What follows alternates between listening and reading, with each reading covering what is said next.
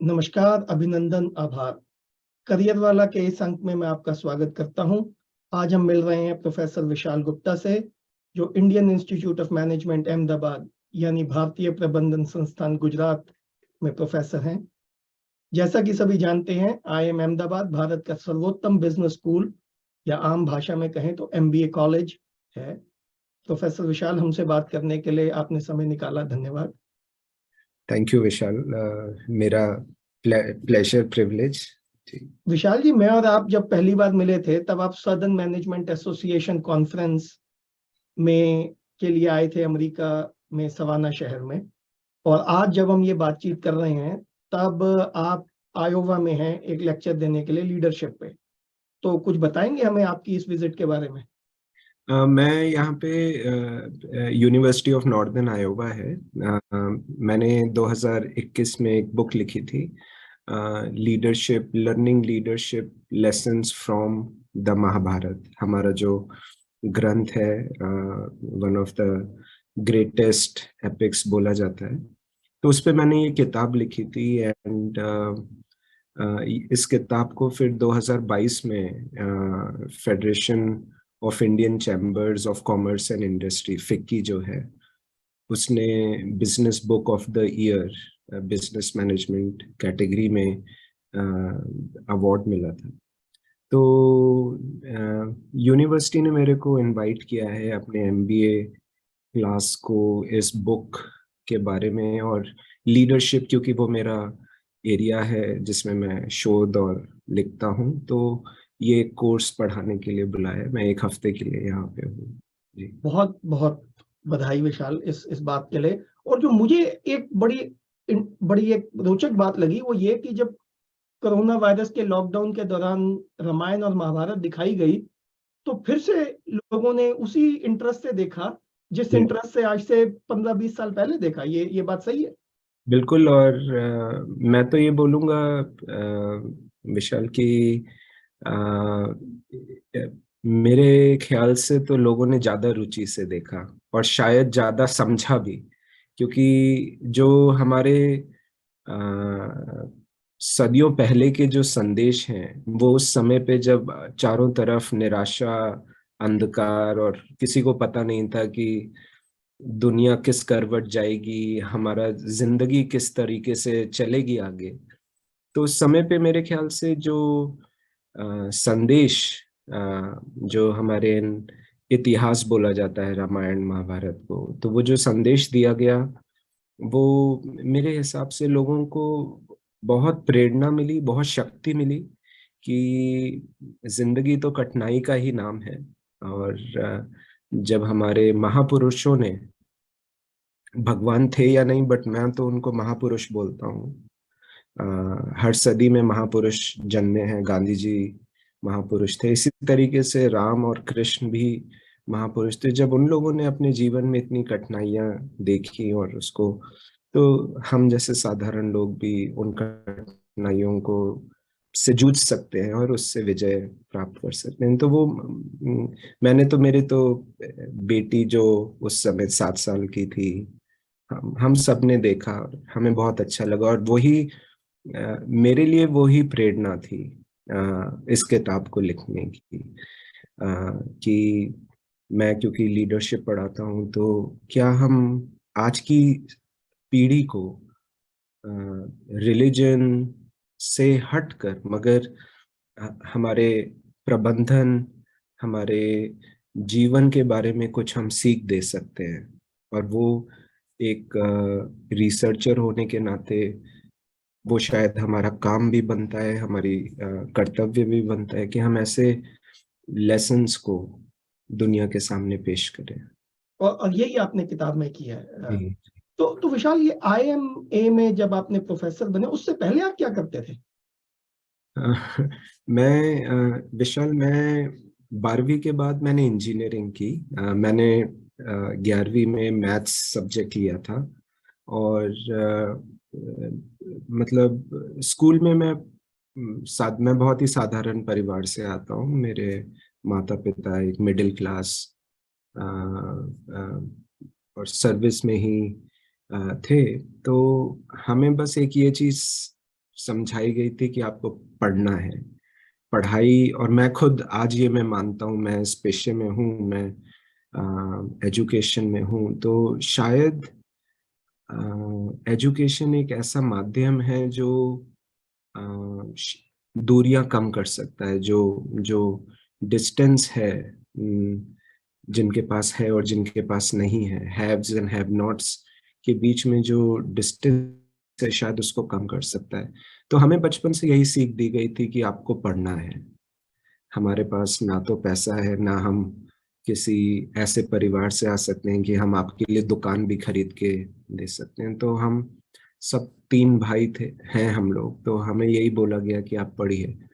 तो ईश्वर की कृपा भी थी, मेहनत भी थी कि मैं 12th में बोर्ड सेकंड रैंक हुआ इंडिया का। और उस समय पिलानी में, बिट्स पिलानी में मेरिट से एडमिशन मिलता था, 2001 की बात है।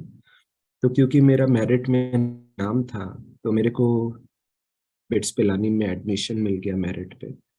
वहां से मैंने 4 साल इंजीनियरिंग की इलेक्ट्रॉनिक्स में। तो मैं 2001 से 5 वहां रहा। 2005 से 8 मैंने दिल्ली में जॉब किया एज इलेक्ट्रॉनिक्स इंजीनियर, जो एक चिप डिजाइन करती थी, जो इलेक्ट्रॉनिक सर्किट्स डिजाइन करती थी कंपनी। और फिर 2008 में मैं आईएम लखनऊ गया पीएचडी करने। मेरा उस समय तक कंपनी में काम करने के बाद भी मेरे को लगा कि मेरा रुझान एक तो पढ़ाई की तरफ है, तो मुझे पीएचडी करनी चाहिए, और दूसरा कि मेरे को लोगों के बारे में सोचना, साइकोलॉजी, मनोविज्ञान, इन सब चीजों के बारे में सोचना, पढ़ना लिखना अच्छा लगता। तो फिर मैं 2008 में लखनऊ गया, जो कि मेरा, मैंने वहीं पे ही अप्लाई किया था क्योंकि वो मेरा शहर था। वापस लखनऊ गया। वहां से करने के बाद अ, मेरे को पहले जॉब मिली आईएम कैलकाटा में। तो मैं वहां पे 8 महीने के करीब ही रहा।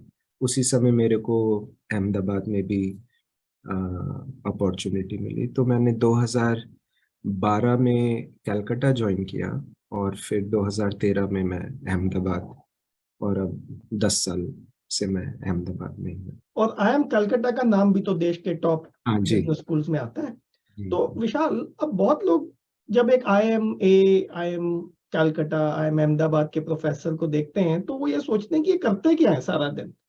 तो क्या क्या काम है आपका जो आप करते हैं? आपका एक आम दिन कैसे बीतता है? हमारा अ, विशाल, कुछ क्लासेस होती है, या तो एमबीए की क्लास। तो ये आईआईएम जो है, ये पोस्ट ग्रेजुएट कॉलेज है, तो यहाँ पे masters MBA, masters in business administration, MBA की क्लासेस होती हैं। और कभी हमारे कुछ प्रोफेशनल्स, कंपनी के भी कुछ एग्जीक्यूटिव्स आते हैं लोग, तो उनकी क्लासेस होती हैं। तो मुख्यतः 3 काम होते हैं हमारे। एक क्लास लेना, दूसरा अपना रिसर्च, शोध, जो भी आपके पेपर्स या बुक आप काम कर रहे हो उनके बारे में सोचना और करना, और तीसरा इंस्टीट्यूट में भी काफी सारे एडमिनिस्ट्रेटिव काम होते हैं, जैसे कुछ सेंटर्स होते हैं या कुछ कमिटीज होते हैं, डिपार्टमेंट्स होते हैं। तो तीसरा जो काम है वो एडमिनिस्ट्रेटिव। तो एक दिन में मैं अगर बोलूं तो दो 2 से 3 क्लास मैक्सिमम रहती हैं, और फिर आपका कुछ समय अपने काम के बारे में, पढ़ाई या उसके बारे में सोचना, और थोड़ा सा टाइम जो आपका एडमिनिस्ट्रेशन है उसके बारे में। तो विशाल, कई लोगों को लगता है कि जो प्रोफेसर हैं ये तो कैंटीन में बैठते हैं, चाय पीते हैं, दुनिया भर की बातें करते हैं और घर आ जाते हैं। ये नहीं है? नहीं नहीं, ये बिल्कुल भी नहीं है। वो पहले की मान्यता थी। मैं आपको बोलूं तो आज की जो एजुकेशन और एकेडमिक लाइन है, वो उतनी ही स्ट्रेसफुल और उतनी ही इंटेंस है शायद, जितनी की नौकरी। तो बाल बहुत सफेद हो जाते हैं इस लाइन में आके। तो ऐसा नहीं है कि बस चाय पिए और कमरे में सोएं, ऐसा कोई काम नहीं है अभी एक्चुअली। जी। और आप देखते हैं कि आपके आसपास भी ऐसा कोई माहौल नहीं है बाकी प्रोफेसरों में? नहीं नहीं, बिल्कुल भी नहीं है। बहुत ही जुझारू और कर्मठ लोग होते हैं जिनको बहुत काम करना पड़ता है। तो इस मान्यता में बिल्कुल ना रहें कि बस सोने का और चाय पीने का काम है। तो तो विशाल, आप तो अच्छी खासी नौकरी कर रहे थे सॉफ्टवेयर में, चिप डिजाइनिंग में, I am sorry, chip designing में। तो बहुत लोगों के लिए तो एक लाइफ का गोल होता है, तो उस नौकरी को छोड़ के फिर ये पीएचडी करना, तो ये कुछ बताइए कि ये क्या डिसीजन कंट्रोवर्शियल था, या सबने कहा अच्छी बात है फिर से स्टूडेंट बनने जा रहे हो, पैसे तनख्वाह भी बंद हो जाएगी, कैसे लिया हाँ, आपने डिसीजन? नहीं ये तो सच बताऊं तो मैंने तो किसी को घर पे बताया भी नहीं था कि मैं लखनऊ आ रहा हूँ। तो मेरे को 3 साढ़े 3 साल मैंने जब नौकरी की तो मुझे ये समझ में आ गया था कि शायद ये इस तरीके की नौकरी जो 8 बजे 8 से 5 आपको जाना ही जाना है, और उस तरीके की लाइफ जिंदगी शायद मुझे पसंद नहीं आई। मैं ये बता दूं वैसे कि मैं वहां पे भी मैंने अच्छा ही काम किया था, ऐसा नहीं था कि मैं कुछ कर नहीं पा रहा था इसलिए मैंने ये सोचा, मैं अच्छा कर रहा था। मगर मुझे लगा कि शायद मुझे वो जगह चाहिए, वो समय चाहिए कि मैं कुछ सोचूं, कुछ नया सोचूं, कुछ नया करूं, कुछ नया लिखूं, कुछ नया पढूं। जैसे मैंने बोला, मुझे साइकोलॉजी में बहुत इंटरेस्ट इंजीनियरिंग डेज के टाइम से आया था। तो मुझे लगा कि मुझे इसके बारे में पढ़ना चाहिए, और पढ़ाई अच्छी लगती थी, तो पढ़ाई अच्छी लगती है तो फिर टीचर ही बनना है या प्रोफेसर एक अच्छी लाइन है। तो मुझे लगा कि मुझे फिर पीएचडी करनी चाहिए। और मैं जब आया तो मैंने जब नौकरी छोड़ी तो मैं 60,000 रुपये कमा रहा था, और मेरे को स्टाइपेंड मिलनी शुरू हुई 15,000 रुपये। तो एक चौथाई सैलरी हो गई, सैलरी या जो भी पैसे आप बोल सकते हो। तो घर पे तो बहुत नाराजगी थी, मेरे पापा तो काफी समय तक बोलते रहे कि तुमने तो अपनी इंजीनियरिंग की डिग्री बेकार कर दी, यही करना था तो फिर इतना क्यों पढ़े पिलानी से और ये सब। बट वो है कि एक एक ये विश्वास था कि ये मेरा डिसीजन है, ये मेरा निर्णय है, और मुझे जो अच्छा लग रहा है वो मैं करना चाहता हूँ और वो मैं करूँगा। और उसके बाद जो भी है, मैं 15,000 रुपये भी कमा रहा हूँ तो मैं कुछ कमा ही रहा हूँ, और मैं वो काम कर रहा हूँ जो मैं करना चाहता हूँ। तो बस वो उससे थोड़ा संबल मिला, उससे थोड़ा सपोर्ट मिला कि मैं, और मेहनत करने में, अगर आप पढ़ते हो तो पढ़ाई में तो मेहनत लगती ही है। और किसी भी चीज में, ऐसा नहीं कि पढ़ाई, बिजनेस में भी मैंने मेहनत तो हर चीज में लगती है। आप अगर मेहनत करने को तैयार हो और आपके दिल में ये विश्वास है कि जो मैं कर रहा हूँ वो मेरा निर्णय है, तो फिर बाकी फिर ईश्वर की कृपा हुई कि सब ठीक होता गया, और जो मेहनत की उसका फल मिलता गया।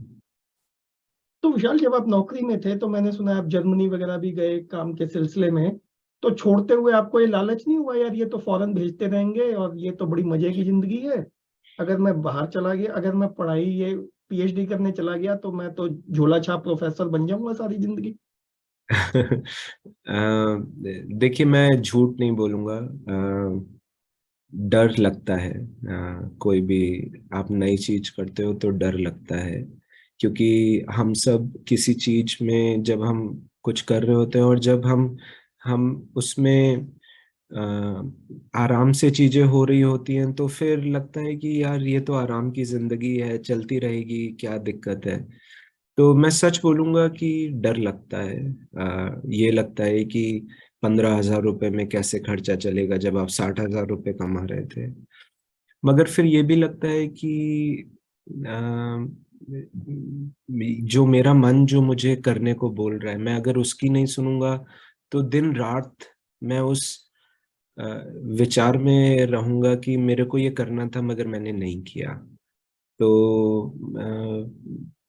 बस उससे ही शक्ति मिली कि मैं जो करना चाहता हूँ वो मैं करूँगा, और मैंने शायद अपनी जिंदगी उसके बाद भी ऐसे ही जी है कि मैं जो करना चाहता हूँ वो मैं करूँगा, जिसमें मेरे को, मेरा मन, अगर मैं सच्चा हूँ और मैं मेहनत कर रहा हूँ, तो आप जो भी करना चाहते हो वो जल्दी या देर में आपको मिलेगा। तो डर था, नर्वसनेस थी, मगर परिवार का सपोर्ट भी था। मैं वापस लखनऊ जा रहा था तो एक ये भी अच्छी बात थी कि ये मेरा शहर है, मेरे माता पिता वहीं पे ही हैं।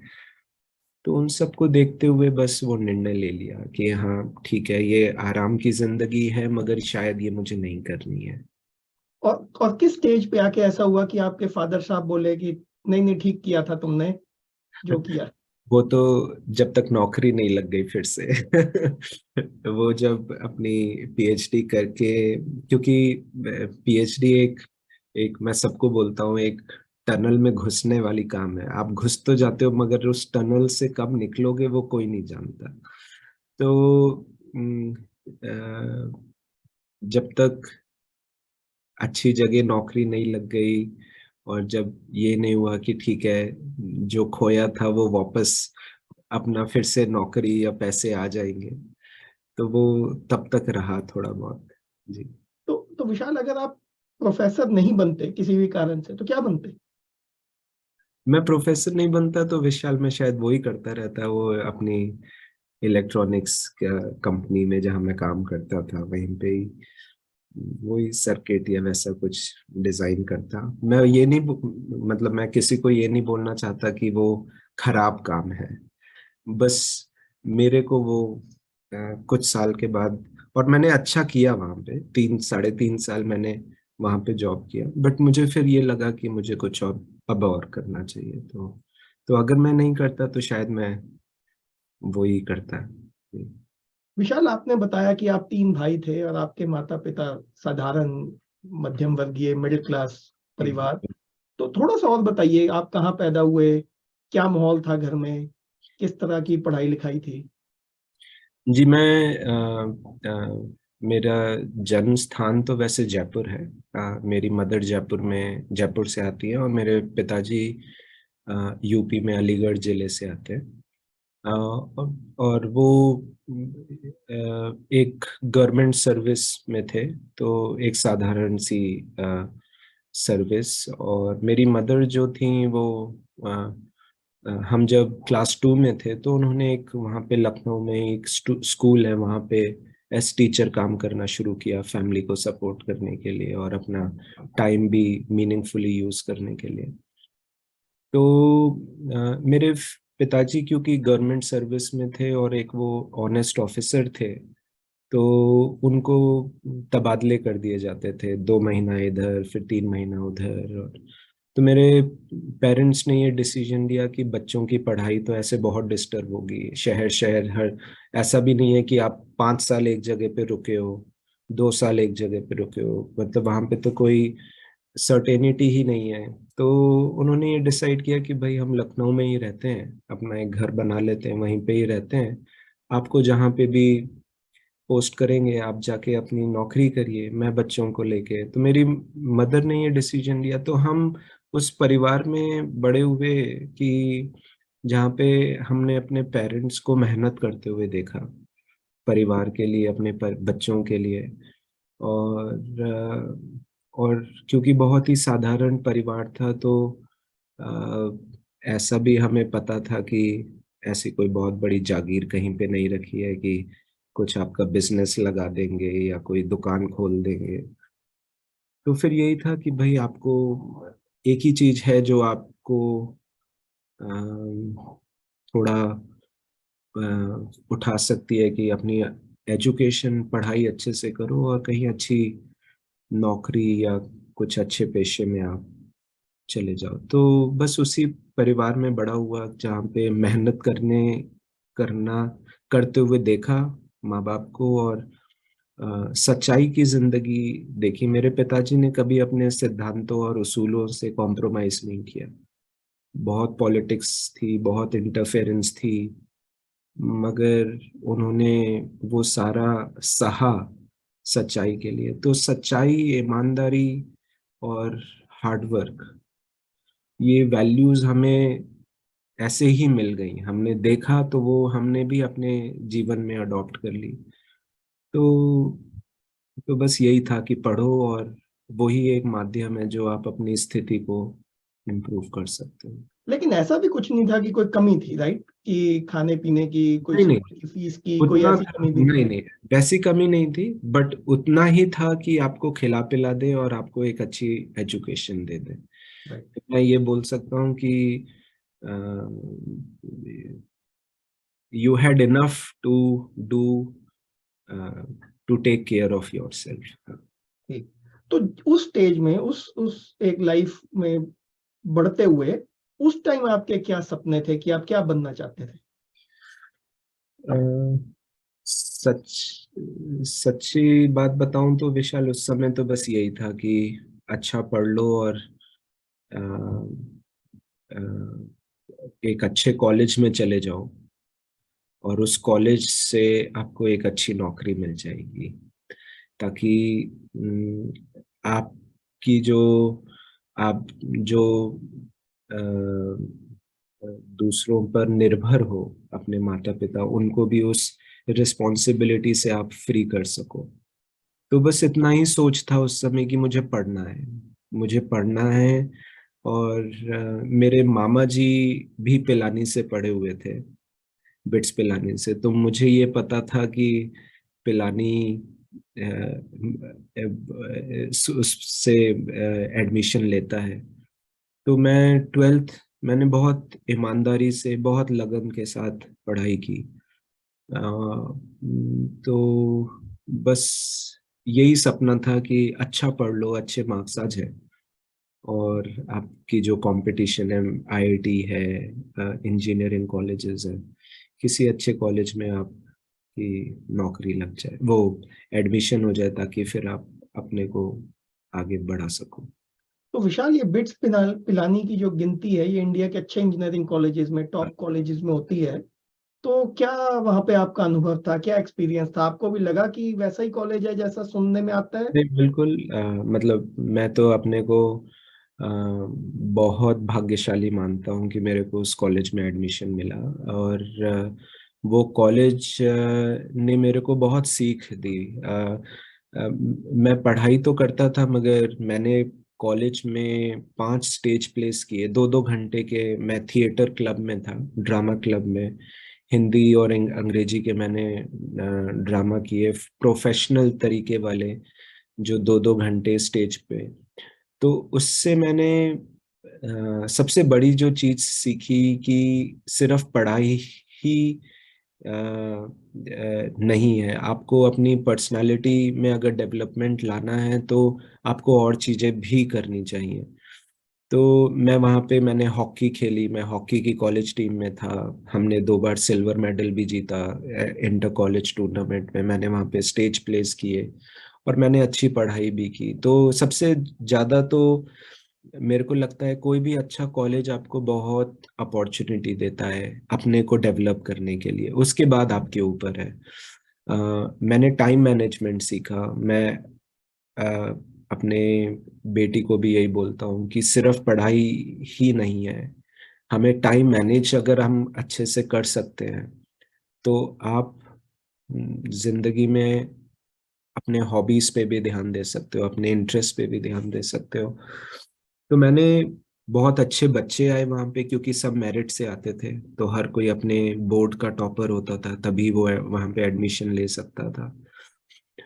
तो हमने साथ पढ़ना सीखा, हमने वहाँ पे ग्रेडिंग सिस्टम देखा, हमने वहाँ पे एक दूसरे के साथ एक दूसरे को मदद करना सीखा और ऐसी एक्टिविटीज में पार्ट लेना सीखा कि जिससे सिर्फ पढ़ाई ही नहीं, आपका और भी डेवलपमेंट हो। तो उस हिसाब से मेरे को लगता है कि बहुत ही मैं भाग्यशाली मानता हूँ कि मुझे अच्छे कॉलेज में एडमिशन मिला। विशाल, एक कई लोग ये कहते हैं कि इन जो ये जो बहुत अच्छे कॉलेज हैं, बिट्स पिलानी हो गए, आईआईटीज हो गए, इस तरह के, यहाँ पे एक माहौल ये है कि स्टूडेंट को क्या प्लेसमेंट मिलती है, क्या पेचेक मिलता है, ऐसा माहौल है इन जगहों पे, या ओवरऑल डेवलपमेंट पे ध्यान है? नहीं, वो देखिए,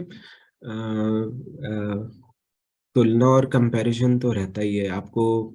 आप घुसते हो तो आपको ये लगता है कि आपके 4th ईयर के सीनियर को इतनी नौकरी लगी, इतने पैसे की नौकरी मिली। तो कहीं ना कहीं वो सपने तो हम देखते ही रहते हैं कि भाई, और जैसे मैंने बोला साधारण परिवार से जब आते हैं तो लगता है कि मेरी भी शायद अच्छी नौकरी लगेगी, ये है वो है। मगर मैं जैसे मैंने बोला कि वो प्रोसेस भी बहुत जरूरी है। गोल तो होते ही हैं, मगर आप फर्स्ट ईयर से फोर्थ ईयर तक बस यही नहीं सोच सकते कि भाई मेरे को नौकरी लगेगी। आपको उसके लिए पढ़ाई तो करनी है, आपको उसके लिए अपना डेवलपमेंट तो करना ही है। तो मेरे को लगता है कि अ, जो अच्छे कॉलेजेस होते हैं वहाँ पे अपॉर्चुनिटी तो आनी ही आनी है। तो सिर्फ ये सोचते रहो कि नौकरी लग जाएगी वो जरूरी नहीं। आपको ये सोचना है कि क्या मैं अपने को डेवलप कर पा रहा हूँ, क्योंकि देखिए फिर तो समय आएगा ही नहीं अगर हमने इस समय को नहीं जिया। मेरे को एक प्रोफेसर ने, मैंने एक किताब में पढ़ा था कि कॉलेज एक बहुत ही अच्छा टाइम होता है एक अच्छी आदतें डेवलप करने के लिए। टाइम से उठना, टाइम से सोना, कुछ अच्छे गेम्स खेलना, कुछ अच्छे किताबें पढ़ना, कुछ अच्छे लोगों की कंपनी में रहना। तो आप अगर अच्छी आदतें उस समय डाल सकते हो तो वो जीवन भर आपके साथ रहती हैं। तो मेरे हिसाब से शायद मैंने उसी का प्रयास किया बिट्स में भी, और फिर जब मैं लखनऊ गया तो भी वही था। तो अ, पैसा है, मगर पैसे के लिए भी, उस जॉब के लिए भी आपको मेहनत तो करनी है, तो वो है। नहीं। तो विशाल, उसके बाद आप IIM लखनऊ गए, वो भी एक इंडिया के बहुत अच्छे कॉलेजेस में उसकी गिनती होती है मैनेजमेंट के लिए, और आप लेकिन गए PhD के लिए, राइट? तो वहां पे क्या एक्सपीरियंस रहा आपका? वहाँ पे भी मतलब जो फर्स्ट ईयर था लखनऊ में वो हमारा एमबीए के साथ होता था। तो मैं पीएचडी स्टूडेंट था, बट मैं उस क्लास में बैठता था जहाँ पे कैट से कैट लिख के जो एमबीए की, तो हमारा फर्स्ट ईयर पूरा एमबीए की ही पढ़ाई होती थी। तो वहाँ पे मेरे को फिर से एक मौका मिला बहुत अच्छे बच्चों के साथ क्लास में बैठने का, उनके साथ पढ़ने का। और जो सब अच्छे अच्छे कैट लिख के 99 परसेंटाइल एंड अबव सब होते थे। तो मेरे ख्याल से एक एक ओपन माइंड, मेरे को ये लगता है कि अ, एक अगर हमारे अंदर एक सीखने का भाव होना, तो आप बहुत कुछ सीख सकते हो। अगर आप ये सोच के चलो कि मैं दूसरों से सीखना चाहता हूँ, और दूसरा है कि आप ईर्ष्या करो या आप ये सोचो कि नहीं मैं कैसे अच्छा हो जाऊं, दूसरे कैसे नीचे हो जाए। तो मेरा एक यही माइंडसेट था कि मैं, मेरे को एक मौका मिला है अच्छे से पढ़ने का। और जैसे मैंने बोला बहुत कुछ स्टेक पे भी था। 60,000 की नौकरी छोड़ के, तो there was a lot at stake. So वो था कि भाई मेहनत नहीं करोगे तो फिर जहां से शुरू किया था वहीं पे पहुंच जाओगे। तो मेहनत करते रहे और सीखने की भावना रखते रहे, कोर्सेज में बैठे, पढ़ाई की, जितना सीख सकते थे सीखे। और फिर बस अपनी मेहनत को सबसे आगे रखा कि भाई मेहनत करेंगे। वो बाकी अ, लोगों से मिले, आपसे मैं तभी मिला जब मैं लखनऊ में था। तो अ, वो मेहनत आपको ऐसे लोगों से मिलवाएगी जो जिनसे आप बहुत कुछ सीख सकते हो, जिनसे आप प्रेरणा ले सकते हो, जिनसे आप अपनी जिंदगी में कुछ अच्छी चीजें अपनी जिंदगी में भी उतार सकते हो। तो विशाल, इस दौरान आपने बताया कि ठीक है, आपके फादर की तो चलो ऑपोजिशन थी, लेकिन जब आपने डिसीजन लिया IIM लखनऊ जाने का, तो आपके जो पिलानी के दोस्त थे, आपके जो और आपके आपकी लाइन के दोस्त बने जो काम करते हुए, उनमें से भी तो कईयों ने आपको कहा होगा यार ये क्या कर रहे हो तुम। मुझे नहीं लगता किसी ने आपको कहा होगा विशाल ये तो बहुत अच्छा डिसीजन है तुम्हारा, मैं भी यही करने वाला हूं तुम्हें देख के। मैं आपको बताऊं इसके पीछे तो और भी बहुत सारी कहानियां हैं। मैं जब नौकरी कर रहा था तो सेकंड ईयर में, एक साल जॉब के बाद मैंने जीआरई लिखा। और मुझे ये लगा कि मुझे बाहर यूनिवर्सिटी में जाना चाहिए पढ़ने के लिए। तो मैंने कम फॉरेन यूनिवर्सिटीज में अप्लाई किया, और 2 साल जब मेरी जॉब में थे तो मेरे को स्टैनफोर्ड से एडमिट आया इलेक्ट्रिकल इंजीनियरिंग करने का। और मेरे को यूटी ऑस्टिन से एडमिट आया MS प्लस PhD करने का इलेक्ट्रिकल इंजीनियरिंग में। मगर उस समय तक मेरे को शायद मैंने मन बना लिया था कि अ, मुझे इंजीनियरिंग नहीं करनी। मैं अच्छा अच्छा स्टूडेंट था, अच्छा काम कर रहा था, मुझे एडमिट्स भी आए।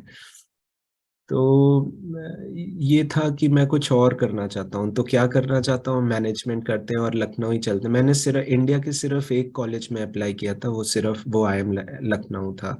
IIM अहमदाबाद में भी मैंने अप्लाई नहीं किया था, IIM कैलकाटा में भी। मैंने सिर्फ IIM लखनऊ, ये सोच के कि, और मेरे पापा की पोस्टिंग बाहर होती थी, तो ये था कि भाई चलते हैं, 4 साल घर पे मम्मी की हेल्प हो जाएगी और कुछ सोचेंगे कि जिंदगी में आगे क्या करना है। तो मैं जब पहुंचा लखनऊ, तो मैं वैसे तो किसी को बताता ही नहीं था, बट कभी कभार कुछ दोस्तों को, और जो मेरे पिलानी के दोस्त और लखनऊ के दोस्तों को जब मैंने ये बताया कि मेरा स्टैनफोर्ड से एडमिट था, तो मेरे पे बहुत हंसते थे कि क्या पागल इंसान है ये, स्टैनफोर्ड का एडमिट छोड़ के ये लखनऊ शहर के किसी कॉलेज में आके बैठा हुआ है। मगर बस यही था विशाल की, उस समय तक थोड़ा ये भी था कि इंडिया में रहूंगा तो फैमिली की थोड़ी मदद हो जाएगी। मम्मी घर पे ही रहते थे, पापा बाहर थे, और लखनऊ ही में ही।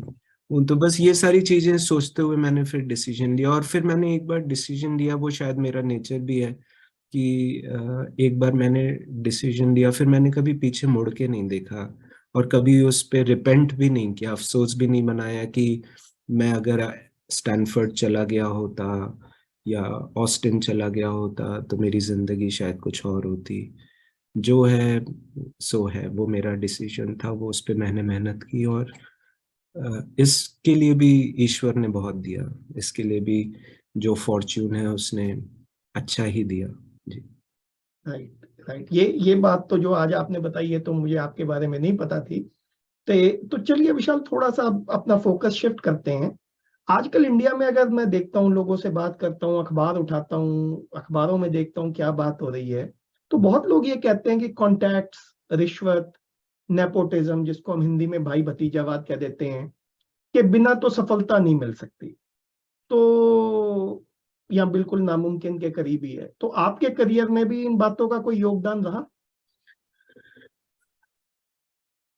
मैंने तो ऐसा कुछ, हमारे तो जैसे मैंने बोला कि ऐसे ही मैं उस परिवार से आता ही नहीं हूँ जहाँ पे कुछ कॉन्टैक्ट्स भी कभी होते होंगे।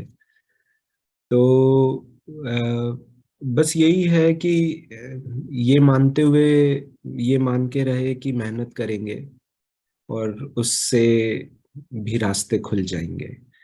तो मैंने अपनी जिंदगी में ना तो कभी इस चीज का लाभ लिया या अनुभव किया कि कोई कांटेक्ट की वजह से मुझे किसी भी कॉलेज में एडमिशन मिला हो, क्योंकि ये कॉलेजेस तो ऐसे हैं जो बिना मेरिट के आपको एडमिशन देंगे ही नहीं, आपकी योग्यता के बिना। तो जो टॉप कॉलेजेस हैं भारत के, वो आज भी उतने ही ऑनेस्ट और मेरिटोक्रेटिक हैं। जो तो कॉलेज में एडमिशन भी अपनी योग्यता पे हुआ, उसके बाद जो नौकरियां लगी, मैं जर्मनी गया, वो भी मैं क्योंकि टॉप कुछ स्टूडेंट्स में था, इसलिए मेरे को मौका मिला कॉलेज से जर्मनी में जाके 6 महीने रह के लास्ट सेमेस्टर वहां से पढ़ाई करने का। तो अ, अगर आप अपनी मेहनत पे विश्वास रखो, कई जगह पे जो आप बोल रहे हो वो दिक्कतें हैं, मगर ये विश्वास भी रखिए कि ऐसी बहुत जगह हैं जहाँ पे मेहनत और आपकी योग्यता को भी महत्व दिया जाएगा। और बस उससे उससे चलेगा, उससे ही आप आगे बढ़ सकते हो। मतलब तो इन चीजों पे जितना आपने कभी गौर नहीं किया, आपने सिर्फ ये सोचा कि मैंने मेहनत करना है और बाकी जो है, जो होगा देखेंगे। गौर तो मैं करने की हालत में भी नहीं था विशाल, क्योंकि कुछ था ही नहीं। बस ये है कि वो गौर तो वही लोग करेंगे जो देखते हैं कि मेरे पापा के पास ये कांटेक्ट है, वो कांटेक्ट है, कि भाई इस कॉलेज में एडमिशन करवा देंगे या उस जगह पे एडमिशन करवा देंगे। तो जैसे मैंने बोला कि डर लगता है, डर लगता है क्योंकि आप उस समाज में बड़े हो रहे हैं जहाँ पे आपको पता है कि बहुत दिक्कतें हैं, परेशानियां भी हैं। डर ये भी लगता है कि आपको पता है बहुत ज़्यादा कंपटीशन भी है, क्योंकि मैं उस देश से आता हूँ कि जहाँ पे आपको हर चीज के लिए लड़ाई लड़नी है, आज भी और बचपन से ही। हर चीज में लंबी लंबी कतारें हैं, लंबी लंबी क्यूज है। तो डर लगता है, मगर मेरे ख्याल से डर से आगे बढ़ने का बस एक ही तरीका है, अपने पर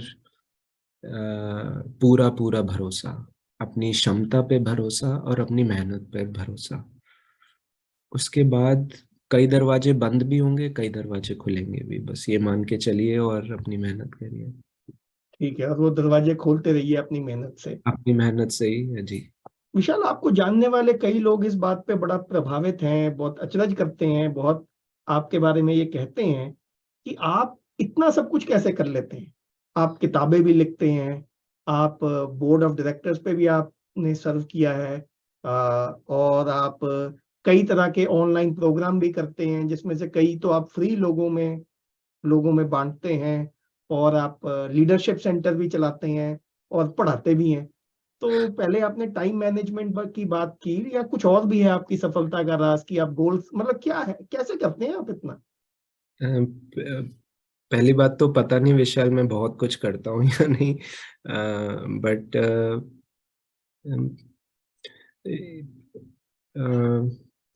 एक टाइम मैनेजमेंट की जो मैंने आपको बोला कि वो मैंने कॉलेज से ही मैंने ये सीखा था।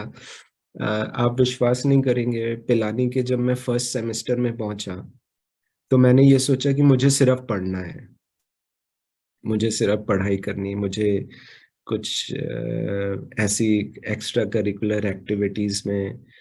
तो वहाँ पे स्कॉलरशिप मिलती थी कि जो टॉप 10 स्टूडेंट्स होते हैं बैच के, उनको स्कॉलरशिप मिलती है। तो मेरे को लगा कि मेरे को स्कॉलरशिप पानी है, ये करना है, वो करना है। उस टर्म में, उस सेमेस्टर में मेरे को एक कोर्स में, 6 कोर्स होते थे, एक कोर्स में बी मिला। तो मैंने ये सोचा कि भाई जब कुछ नहीं करके भी बी आ रहा है तो कुछ कर ही लेते हैं। तो फिर मैंने सेकंड सेमेस्टर में मैंने स्टेज प्ले के लिए ऑडिशन दिया। मेरे को, मैं स्कूल में भी करता था, मेरे को लगा मुझे जो मेरी रुचि है मुझे कुछ डेवलप करना चाहिए। अगले 3 सेमेस्टर तक लगातार मेरे 10 आउट ऑफ 10 आए, सारे कोर्सेज में ए आए। तो मुझे ये सीख उस समय मिली कि भाई सिर्फ पढ़ लेने से, अगर हर कोई सिर्फ पढ़ता भी रहे तो ऐसा नहीं है कि आपको ग्रेड पूरे आ ही जाएंगे। आपको समय का सदुपयोग, तो विशाल बस कोशिश यही रहती है कि जो समय है, और मेरे 2 बच्चे हैं, एक बेटी है और 1 साल का बेटा है और 9 साल की बेटी है, तो उनके साथ भी समय देना। तो बस यही है कि मैं ऑफिस पहुंचता हूँ तो 3 घंटे भी है, तो मुझे ये लगता है कि मैं इस 3 घंटे का पूरा प्रयोग कैसे कर लूँ। तो मेल्स भी कम, या मोबाइल पे कम, और जो आपका समय है उसको आप ज्यादा से ज्यादा कैसे इस्तेमाल कर सको, जो भी समय आपके दिन में मिल रहा है। तो से विशाल, ये आपने परिवार की बात की, तो इस बारे में ही बात करते हैं। बहुत लोगों को ये लगता है, और इस पे तो आप जानते हैं कई रिसर्च पेपर लिखे जा चुके हैं, कई किताबें लिखी जा चुकी हैं, जिसको वर्क फैमिली बैलेंस कहते हैं, कि आप काम और परिवार दोनों चीजों में आप सफलता नहीं पा सकते। जहां तक मैं समझता हूँ कि आपने काम में भी एक अच्छी सफलता पाई है, और पारिवारिक दृष्टि से भी आप तकरीबन अपने माँ बाप के प्रति, अपनी वाइफ और बच्चों के प्रति आप की जो एक प्यार है, निष्ठा है, वो तो, क्या आप सेटिस्फाइड हैं जो आपको काम और परिवार में सफलता अभी तक मिली है, और क्यों आपको लगता है ये आपको जी, मिली? अ, हम्म, मेरे को ये बस यही लगता है कि अ, परिवार तो एक ऐसी चीज है जो जिंदगी भर आपके साथ रहेगा, और आपने आज जो पाया है वो भी उनकी वजह से काफी कुछ। तो अ, मैं अपनी जिंदगी ऐसे जीता हूँ कि मेरी first priority is my family. तो मेरी वजह से, या मैं जो मेरी क्षमता है, जो मैं कर सकता हूँ, मैं उनके लिए वो करूँ। तो बिल्कुल ये हो सकता है कि मैं अगर परिवार के प्रति 2 या 3 घंटे उनको कम दूं, तो मैं वो 2-3 घंटे में ज्यादा काम कर सकता हूँ। मगर क्या आप उससे खुश रह पाएंगे? बस ये है। और अ, मेरे को एक बहुत पहले दो मेरे प्रोफेसर्स ने मुझे एडवाइस दी थी। पिलानी के ही प्रोफेसर, जो मेरे से काफ़ी करीब हो गए थे कॉलेज डेज में। जब मेरी बेटी पैदा हुई थी तो उन्होंने ये एक चिट्ठी लिखी थी मेरी मैम ने, और उन्होंने ये बोला था कि enjoy every moment with her because she will never be this small again. वो लाइन मेरे को बहुत अच्छी भी लगी, और वो मैंने एक एक बहुत ही बड़ी एडवाइस के तरह, कि वो बच्चे तो बड़े हो जाते हैं but you will never get this time back. दूसरा, मेरे को एक प्रोफेसर ने बोला कि हम स्टार्टअप और एंटरप्रेन्योरशिप की बात करते रहते हैं, but we don't realise that our family is our first startup. when you get into a marriage, when you have children, that is actually your startup. And think like an entrepreneur, कि आप क्या अपने उस startup के लिए क्या आप उतना मेहनत या टाइम दे रहे हो, जो आप एक जो बाहर दूसरे स्टार्टअप की बात कर रहे हो। वो बात मुझे बहुत अच्छी लगी कि अगर हम अपने परिवार को ही एक अच्छा परिवार नहीं बना पाए, हमने इस स्टार्टअप पे ध्यान नहीं दिया, तो हम दूसरे स्टार्टअप की क्या बात करेंगे। तो वो मैं मेरी फैमिली की ये दो मंत्र है जो मैं जीता हूँ, कि you will never get this time back, your children will grow up but they will never be this small again. And दूसरा, कि that is your first startup, are you working with them as if you are bringing your own startup. तो बस यही है। तो वो निष्ठा, वो प्यार, वो समय। और मैं ऐसा भी नहीं बोल रहा कि मैं पूरा कुछ कर भी पाता हूँ, बट जो भी मेरे से बन पड़ता है वो मैं करता हूँ। और उसके बाद मैं ये नहीं सोचता कि मैं शायद 2 पेपर और लिख लेता, 3 पेपर और लिख लेता, क्योंकि आपको कहीं ना कहीं एक लाइन तो खींचनी पड़ती है, और वो सिर्फ आप ही कर सकते हैं। तो वो सोच के फिर मैं बस यही सोचता हूँ, ऑफिस पहुंचता हूँ कि अब मेरे पास 3 घंटे हैं, तो मैं जो मेरे से बन पड़ सकता है वो मैं क्या कर रहा हूँ। राइट। तो विशाल, अब ये जब वीडियो जो है हमारी इंटरव्यू का यूट्यूब पे जाएगा, जहाँ पे इसको लोग फ्रीली देख सकते हैं, तो बहुत से लोग, बहुत से यंग लोग इंडिया के, उसमें से कई IIM स्टूडेंट्स भी होंगे, क्योंकि एक बड़ा सिलेक्टिव ग्रुप है इंडिया का, टॉप 1%, 0.5%। तो क्या एडवाइस आप उनको देना चाहेंगे कि वो भी अपनी लाइफ में प्रोफेशनली, पर्सनली एक सेटिस्फैक्शन पा सकें? हाँ, सच्चाई, ईमानदारी और कर्मठता, मतलब आपका जीवन के प्रति सच्चाई, निष्ठा और हार्ड वर्क बहुत ज्यादा जरूरी है। आप शॉर्टकट से जल्दी सक्सेस पा सकते हैं, मगर वो शायद आपको भी सुख ना प्रदान करे, आपको भी वो सेल्फ कॉन्फिडेंस ना दे। तो आप तो अ, अपनी काम के प्रति, अपने रिश्तों के प्रति सच्चाई, ईमानदारी और कर्मठता जरूर रखिए। ये एक चीज है। दूसरा, जितना हो सके अपने मन की सुनिए। मैं ये नहीं बोल रहा कि हर कोई वो कर सकता है, बट मैं ये बोल रहा हूँ जितना हो सके, जब हो सके। शायद हमारा मन, सच्चाई से आप अगर उसकी बात सुनेंगे, तो शायद हमारा मन हमें बता पाता है कि मुझे क्या अच्छा लग रहा है और मैं क्या करना चाहता हूँ। तो जब तक हो सके, या जब आपको मौका मिल सके, अपने मन की सुनिए। मैं ये नहीं बोल रहा कि नौकरी छोड़ दीजिए। जो मैंने किया वो शायद हर किसी के लिए संभव नहीं था, क्योंकि मैं इस मामले में बहुत लकी था कि मेरे पेरेंट्स मेरे पे आश्रित नहीं थे। वो लोग अपना कुछ, मेरी उस समय शादी नहीं हुई थी, मेरे ऊपर मेरे भाई आश्रित नहीं थे, तो मैं 60,000 की नौकरी छोड़ के 15,000 की स्टाइपेंड पे भी जी पाया।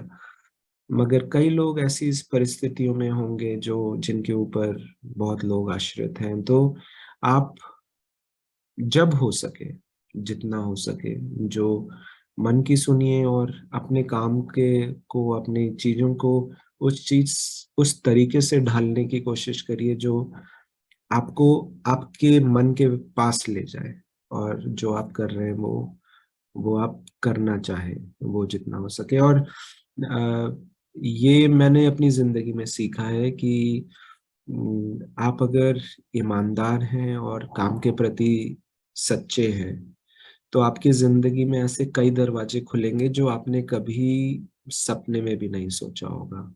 आपको ऐसे दोस्त मिल जाएंगे, ऐसे लोग मिल जाएंगे जो अ, आपके बारे में अच्छा सोचते हो और आपके लिए भी कुछ करने के सोचते हो। तो मेरे ख्याल से हमारी दुनिया को बहुत ज्यादा ईमानदारी और निष्ठा और कर्मठता की जरूरत है। वो, और आप अगर वो कर सकते हैं तो आप अपने आप को वैसे ही अलग कर देंगे दूसरों से।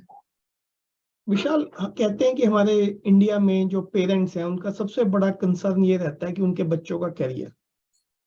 तो चलिए, आपने ये तो बताया सच्चाई, कर्मठता, ईमानदारी, लेकिन ऐसे पेरेंट्स जो अपने बच्चों के करियर के लिए परेशान हैं, और आप भी एक पेरेंट हैं, आपके भी 2 बच्चे हैं, आप भी फादर हैं, तो क्या आप उनको सलाह देंगे कि उनके बच्चों के करियर के बारे में?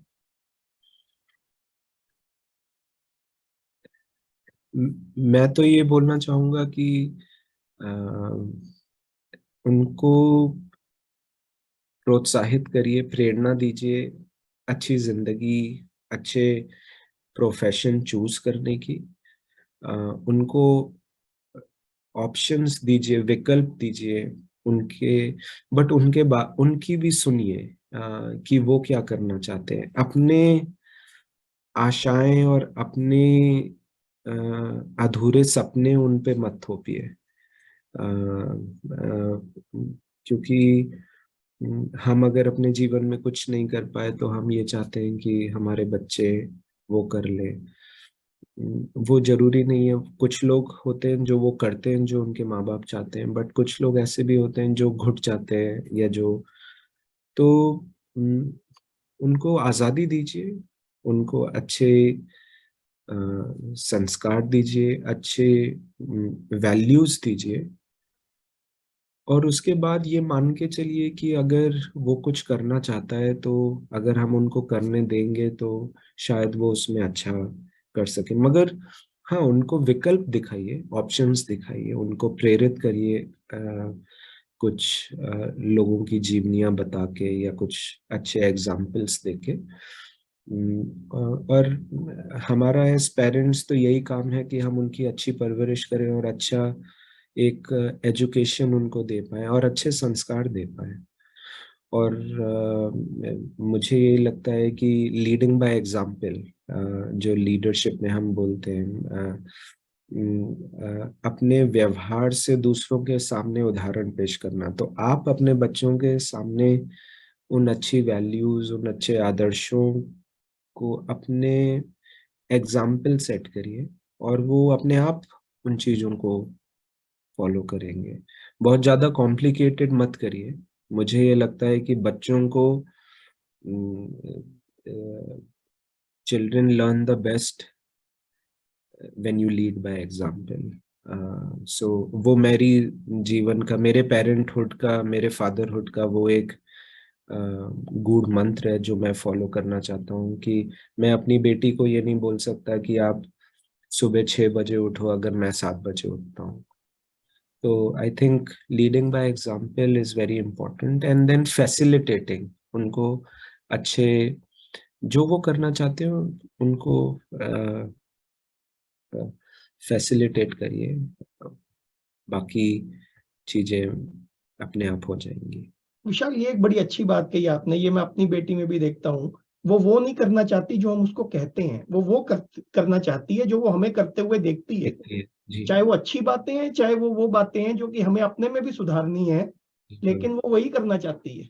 जी बिल्कुल। तो बड़ी अच्छी बात वो कही तो वो तो ये है कि जिस दिन आपके बच्चे हो जाते हैं तो ऑलवेज रिमेम्बर, मेरे को ये भी एक सलाह मिली थी कि always remember that there are now multiple pair of eyes that are constantly watching you, they are constantly watching you. So you and ये मैं लीडरशिप में भी बोलता हूँ जब मैं अपनी क्लासेस, बिल्कुल बिल्कुल। एज अ लीडर रिमेम्बर, आपको वो आंखें दिख रही हैं या नहीं दिख रही हैं, that is a secondary thing, मगर ये याद रखिए कि people are constantly watching your actions, so you have to be very careful. आपको बहुत सावधान होना पड़ेगा कि आपका व्यवहार कैसा है।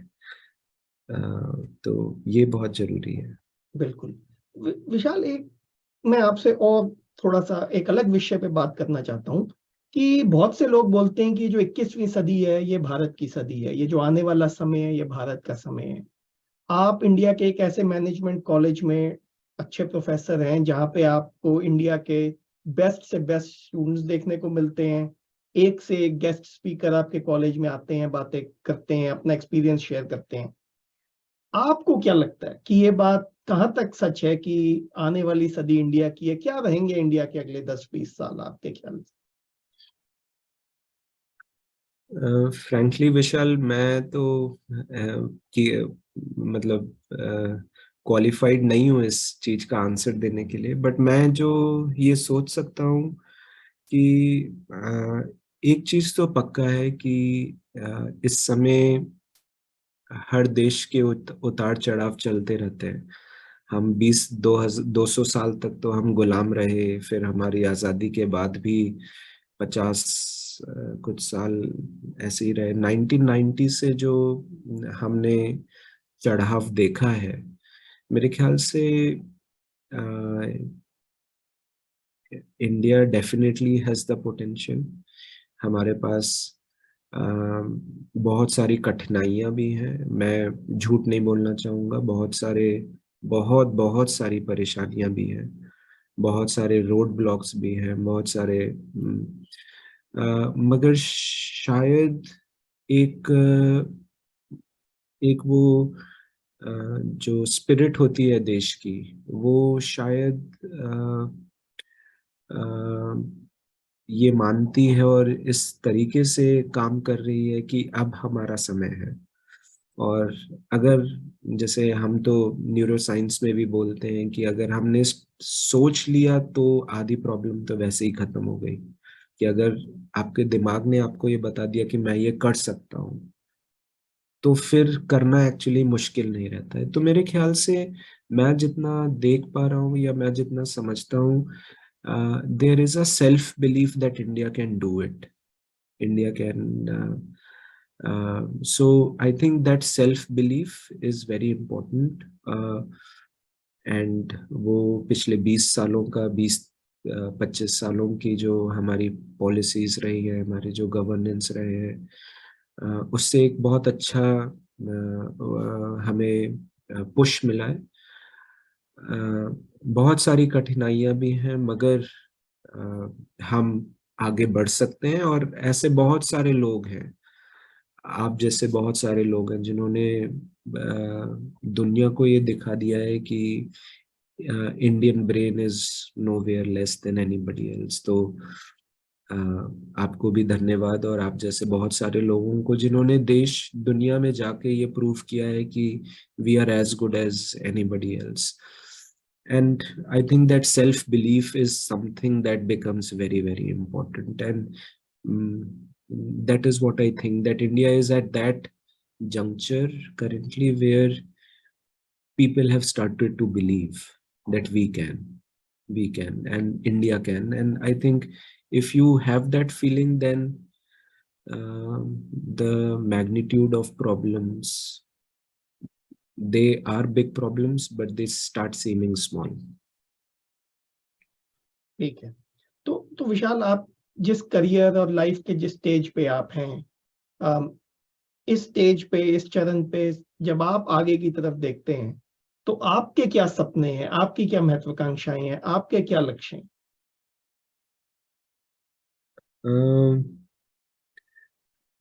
ऑनेस्टली अभी तो बहुत ज्यादा नहीं सोचा है विशाल, बट हाँ ये मैंने एक चीज सोची है कि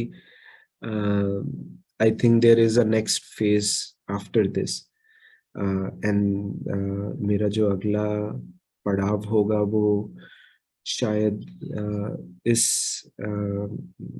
सोच से, जो अगला कदम होगा वो इस सोच से प्रेरित होगा कि जो मैं कर रहा हूँ क्या मैं उसको कुछ ऐसे स्केल पे कर सकूं जहाँ पे वो इम्पैक्ट कॉमन मैन की जिंदगी में, आम आदमी की जिंदगी में अ, हो। तो अभी मैं जैसे कॉलेज में पढ़ाता हूँ तो मेरे पास जो स्टूडेंट्स आते हैं अ, वो एक छोटा सा ग्रुप है। हम अगर अपने समाज को देखें तो 400 का एमबीए का बैच या 15-20 पीएचडी स्टूडेंट्स, वो एक छोटा ग्रुप है। तो मेरी सोच ये है कि क्या मैं कुछ ऐसा कर सकता हूँ जो मेरे को और मौका दे अपने इम्पैक्ट और अपने स्केल को बढ़ाने के लिए। तो अ, हो सकता है फ्यूचर में कुछ स्टार्टअप के प्रति मैं सोचूं, या कुछ अपना कुछ ऐसा करने का जो मुझे एक अपॉर्चुनिटी दे to touch people who are otherwise not privileged to come to good educational institutions. So can we create a mechanism जो आम आदमी तक हमें पहुंचने की मौका दे? तो मेरी एक फिलॉसफी लाइफ की है कि when you earn you should give, and when you learn you should teach. सो दोनों ही केसेस में कि अगर हमारे पास पैसा है तो क्या हम समाज के प्रति कुछ कर सकते हैं, और अगर हमारे पास नॉलेज है तो क्या मैं उससे ऐसे स्टूडेंट्स की मदद कर सकता हूँ जो वैसे जिनके पास वो मौका नहीं है IIM अहमदाबाद आने का। तो ये मेरा शायद आगे का पड़ाव या कदम होगा विशाल, कि एक कुछ ऐसा वेंचर या स्टार्टअप या एंटरप्रेन्योरियल कुछ किया जाए जिससे एजुकेशन को हम मोर डेमोक्रेटाइज कर पाए, इवन मोर। विशाल जी, मेरी शुभकामनाएं तो इसमें हमेशा आपके साथ हैं, लेकिन एक बात मैं आपसे और पूछना चाहूंगा। आपने ये कहा कि ये छोटा तबका, मतलब कि बड़ा छोटा ग्रुप है जो आईआईएम में, जिससे, लेकिन जहां तक मेरी समझ है वो ये है कि इस छोटे ग्रुप में भी हिंदुस्तान के हर तबके से, हर प्रांत से लोग आते हैं। ऐसा नहीं है कि सिर्फ अमीरों के बच्चे आईएम में जाते हैं, बिल्कुल बल्कि बिल्कुल गरीब अमीर, लड़के बिल्कुल लड़की, हर जी। जात बिरादरी के बच्चे, हर धर्म के बच्चे आईएम में आते हैं। क्या ये बात सही है? ये सही है, ये सही है विशाल की आते हैं, मगर थोड़ा सा उसमें क्वालिफाई मैं ये करना चाहूँगा कि जो स्टूडेंट्स आ भी पाते हैं वो होते हैं जिन्होंने हम्म, थोड़ी अच्छी जगहों से एजुकेशन पाई हो, जो थोड़े से, क्योंकि मैं आपको बस एक फैक्ट बताना चाहूंगा, उसके बाद आप खुद सोच सकते हैं कि जो हमारा कैट होता है वो सिर्फ इंग्लिश में ही होता है। तो आप सोचिए कि कोई ऐसा बंदा हो जिसकी पढ़ाई इंग्लिश में नहीं हुई हो, तो वो एग्जाम भी नहीं लिख पाएगा, या वो उस एग्जाम में 99 परसेंटाइल लाने का तो आप छोड़ दीजिए। तो मैं ये मानता हूँ कि इसमें भी बहुत जगहों से बहुत वेरीड लोगों, बट मेरी बस ये सोच है कि क्या मैं अपने दायरे को थोड़ा और विशाल कर पाऊँ, थोड़ा और बड़ा कर पाऊँ। जो मेरी नॉलेज है, जो मैं शायद एक ऐसी जगह पे हूँ जहाँ पे मुझे क्रीम ऑफ द क्रीम मिलता है। वो ठीक बात है कि वो क्रीम ऑफ द क्रीम है, बट क्या मैं जो जो यहाँ तक नहीं पहुंच पाए फॉर एनी रीजन, फाइनेंशियल हो सकता है, फॉर अदर रीजंस, क्या हम कुछ ऐसा कर सकते हैं जहाँ पे हम उन तक भी पहुंच सके? विशाल जी, मैं आपको तकरीबन 10 साल से जानता हूँ, और जब भी मैं आपसे बात करता हूँ, बहुत कुछ सोचने को मिलता है, बहुत कुछ समझने को मिलता है, बहुत कुछ सीखने को मिलता है आपसे। बहुत बहुत धन्यवाद इस बातचीत के लिए समय निकालने का। आज कई बातें आपसे जो हुई हैं, मैं आपसे ही कह सकता हूँ कि शाम को मैं अपनी वाइफ से, और उसके बाद जो भी मैं लोगों से बात करूंगा तो कई बातें ये उनके साथ मैं शेयर करूंगा। बहुत बहुत धन्यवाद, आपको शुभकामनाएं आपके नए वेंचर के लिए, and thank you. Thank you Vishal. And मैं आपको भी मैंने आपसे भी बहुत सीखा है, बहुत प्रेरणा ली है, और मैंने जैसे बोला कि आप उन लोगों में से हैं जिन्होंने देश का नाम बाहर जाके रोशन किया है, सो उसके लिए बहुत बहुत धन्यवाद। Thank you.